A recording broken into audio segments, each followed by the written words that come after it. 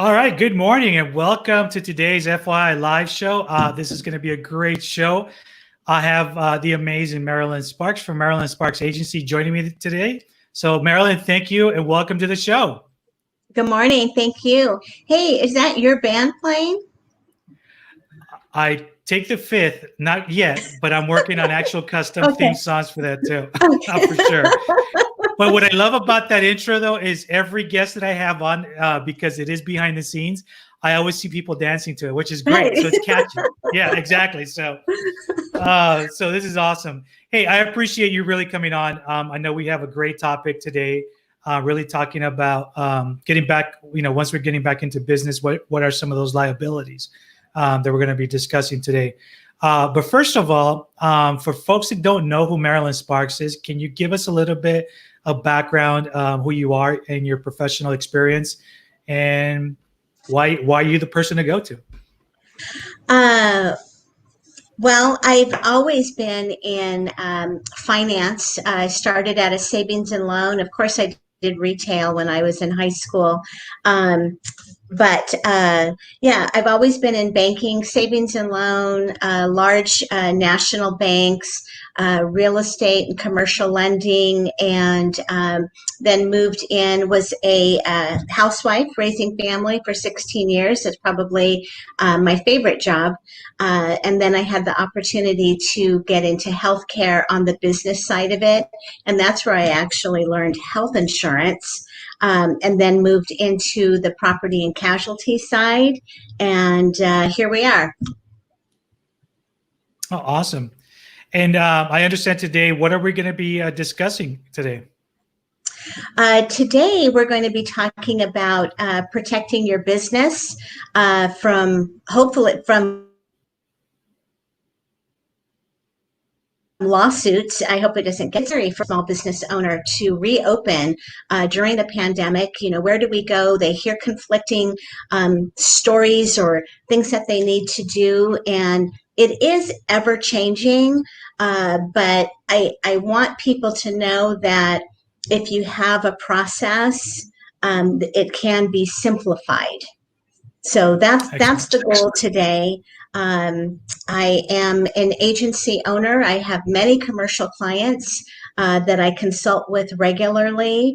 I'm also the Los Angeles County Insurance Commissioner, with my pleasure to serve the 5th District of Los Angeles County. So I find myself in an advisor role, and I just want to help as many people as possible. Thank you. And folks, you've heard her qualifications, her background. She's the real deal. So if you want to ask questions, put it on the chat. We can refer to Marilyn if we have time. If not, she can answer your questions when we go back through the chat session as well too. But without further ado, I want to make sure that you have the floor and you have plenty of time to discuss what we're talking about. So okay, let me get you going here. And all right, take it away. Perfect. Thank you, Carlos. So this slide is, I wanted to give a little bit of insight.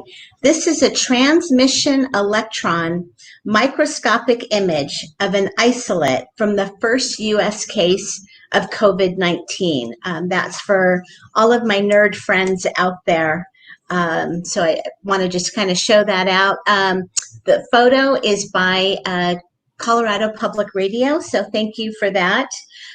Next, The next slide is basically just a statement about two things that can make or break your business. The first, and not in any particular order, customers and employees. A small business owner has to face this every day. They may have the best product, but if they don't have the right customers and the right employees, things can go south very quickly. In looking at lawsuits, groups including the American Association of Justice, which represents trial lawyers, they have sent a letter to Congress opposing legislation that would protect businesses from liability-related COVID-19. And the argument is that granting employers legal immunity would make it less likely that the employer or small business owner would take the necessary steps to protect workers from health and safety working environment. So this is brewing. That argument was made on July 1st. So things are changing very rapidly. I would recommend that this is not the time to make a political statement, but that's the beauty of America and of owning your own business. You can decide if this is where you want to express that political point. We saw the woman in, I think it was Texas, that decided to open up her beauty shop against orders from the state. She may face some legal issues later on. I don't know. I hope not. But as a small business owner, even though you have autonomy to make your own decisions, you do have to look at possible consequences and long-term effects. As the numbers of COVID infections rise, employment attorneys again are fearful that workers have limited rights in refusing to work, while employers have the legal obligation to provide a safe workplace. California and Florida are seeing the most COVID-19 related workplace litigation. California already has 47 pending cases. And California and Florida are also ranked the highest when it comes to COVID-19 class action workplace lawsuits filed through June 30th. And these numbers were posted on July 7th. So this is just a couple days old. Next up, we have just after research and reading various articles, both state and nationwide, it's a lot to digest. And this is what I do for a living. I can't imagine what the other small business owners that run hair salons or a dry cleaners or a florist or a restaurant or a bar, how do they keep up if this is not their main focus? And you've got to work with somebody who knows. That's my best advice. So Marilyn, let me ask you something really quick. And you brought up a very good point.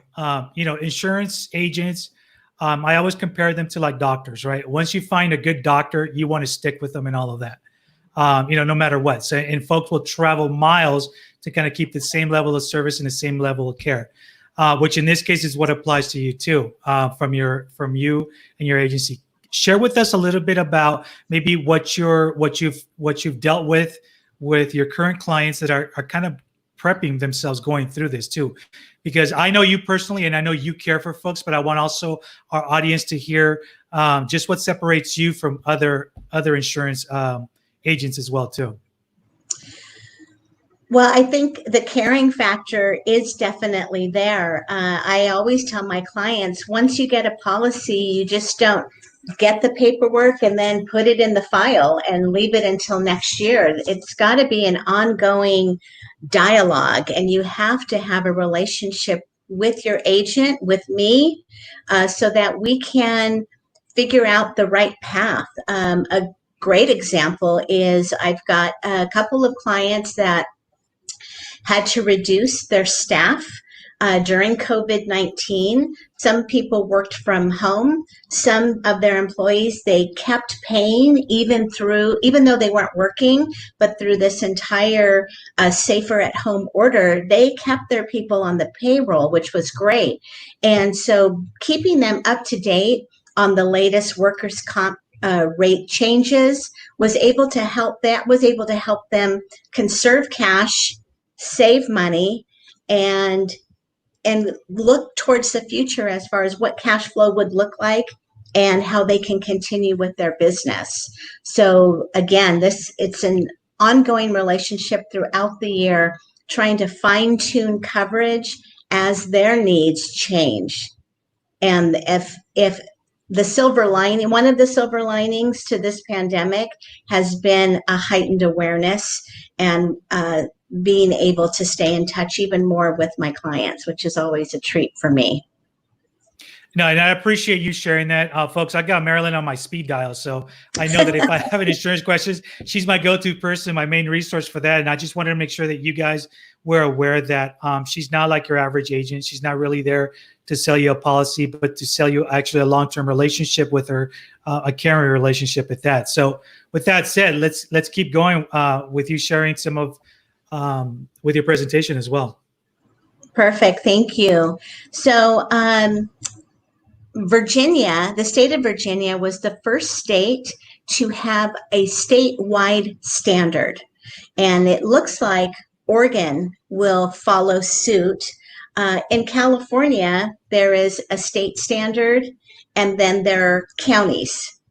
So it's difficult to try to figure out where do I go? Where do I find information? And a majority of small businesses and employers say that they have a plan in place. Safety professionals are telling employers to encourage employee engagement in the safety protocols, but yet there's still a growing concern over whether the employers are doing enough.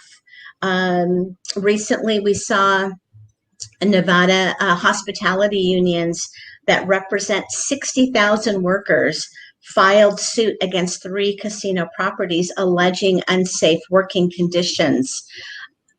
That's scary. I mean, that's a bigger scale, but for a mom and pop, that threat of 1 or 2 employees not happy with the conditions can really threaten the viability of that business. When employees are when employees have a concern about workplace and whether or not it is safe to come to work or whether or not the employer is doing enough, the reason has to be specific. It can't be, I'm afraid of COVID.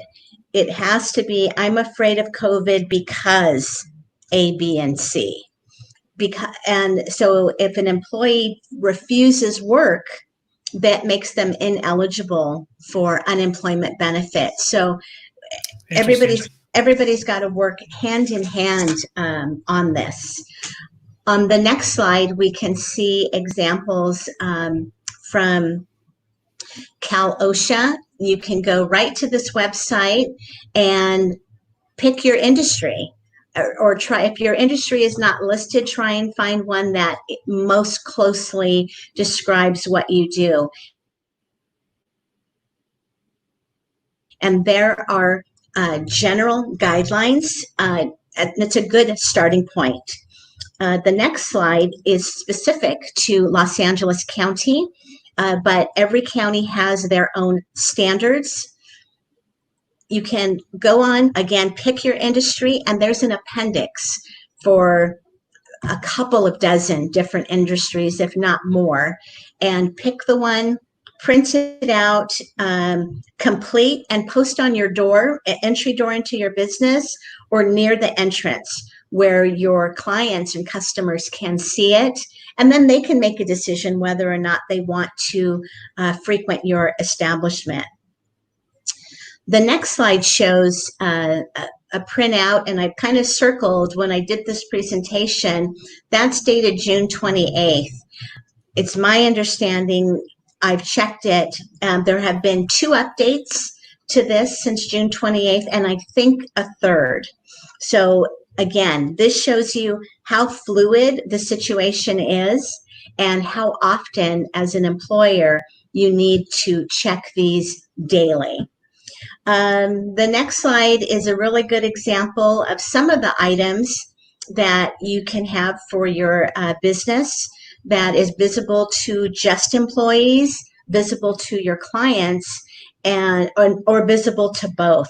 Setting a standard for employee workplace will hopefully result in a standard set for your customers.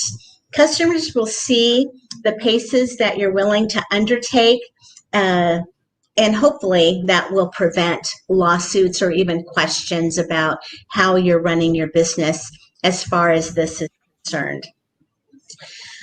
Some of the things that I recommend, kind of best practices or recommended in the next slide. Number 1, appoint a safety manager. If staffing allows, if you have the number of employees, pick someone that will help you take ownership of what to do while in your business is in operation. If not, then you are de facto that safety manager. Staff meetings, regular staff meetings, weekly if possible. You want to review sanitation practices, areas that need to be improved, and also celebrate successes. We want to encourage our employees that they're doing a great job. I was in a store in Laverne about a week ago, and after every customer, the gal wiped down the counter, the keypad for your credit and debit cards. I mean, it was very methodical. She had it down. And, you know, for some, that's really comforting that that's being done.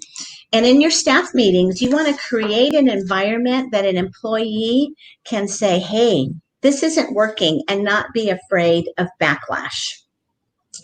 Document. Keeping records as a business owner should be a priority, but in this case, it really must be. I recommend having everybody sign in when they attend a staff meeting. If you're doing temperature readings, make a little chart. Who was read? You don't have to put, you know, they read at 98.6, but the employee's name, the date, the time, and who conducted the reading that day. If you're doing them, you know, midday as well, you want to document that as well. I went to a restaurant for outdoor seating, about a week ago. Even though we were sitting on the patio, we had a temperature reading. So keep a log. Who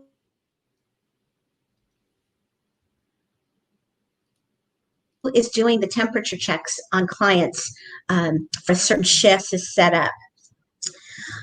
What else? The next would be, what is your plan if an employee tests positive? Have that plan in writing before a positive test.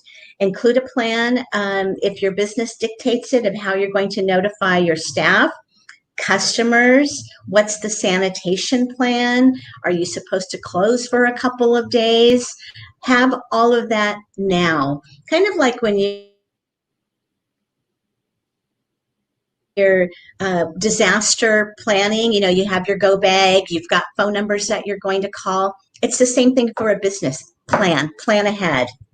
The next one to continue, payroll company. If you have a payroll company, they have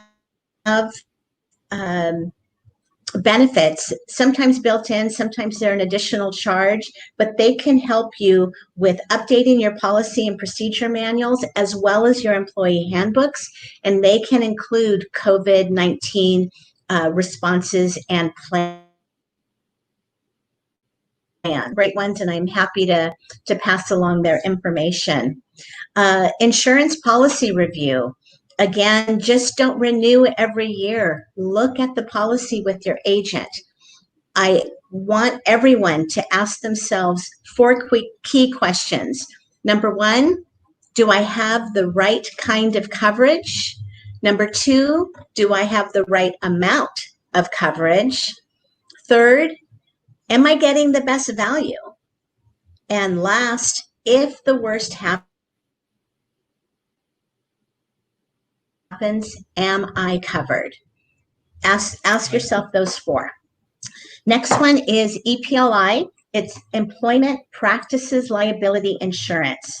Lawsuits filed against business owners by current and former employees are becoming increasing, especially in California. Even if no wrongdoing has occurred, having someone sue you can financially drain a small business. Without the coverage, legal fees can cost thousands, just to retain an attorney and have him or her write wins. Now you also have the cost of the award. It's relatively inexpensive and worth pursuing. The last thing you can do is check out the Workers' Comp Insurance Rating Bureau for updates. They provide updates as far as how employees are being covered and again, how you can protect your business. The next slide shows 2 websites that I referred to earlier. These are great starting points, but also should be noted that doing these things or looking at that list regard as the bare minimum. If you can do more, do more. Doing more to protect customers and employees may cost a little bit more, but it cannot hurt. And so check with state, county, and then of course your city. Depending on their city charter, cities cannot be less restrictive than their county, but they can be more restrictive. So in some cases, more is better. After you check out those websites and you still have questions, you're welcome to contact me.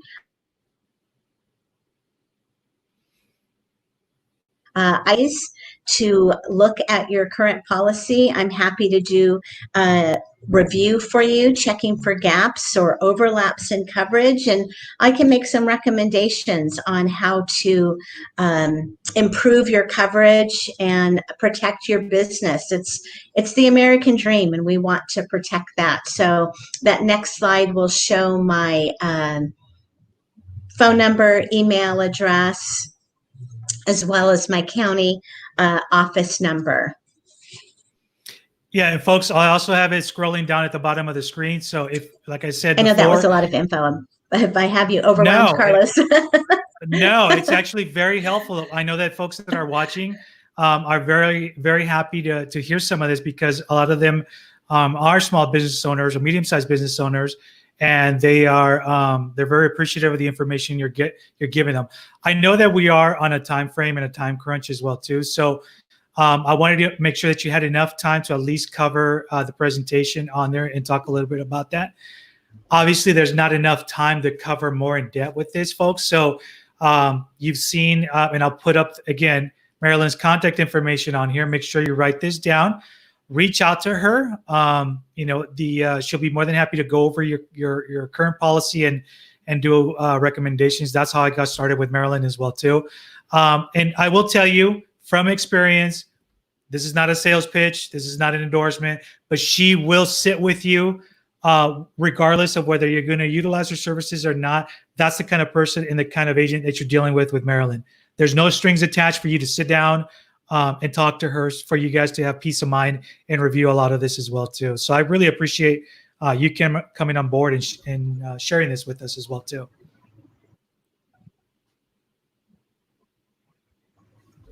No problem. It's I love solving the puzzle, right? And I love when people get insurance. They don't have to know all the ins and outs, but I really like educating them. And it's like, oh my gosh, I didn't realize that's what that was for. And so it's fun. I think it's fun. It might be boring to some, but I really enjoy it. And again, it's no obligation, just to have a second set of eyes. And sometimes, I tell people, you're good where you are. Just make these little tweaks and you're off and running. So thanks so much, Carlos, for this opportunity. And it's a lot of information.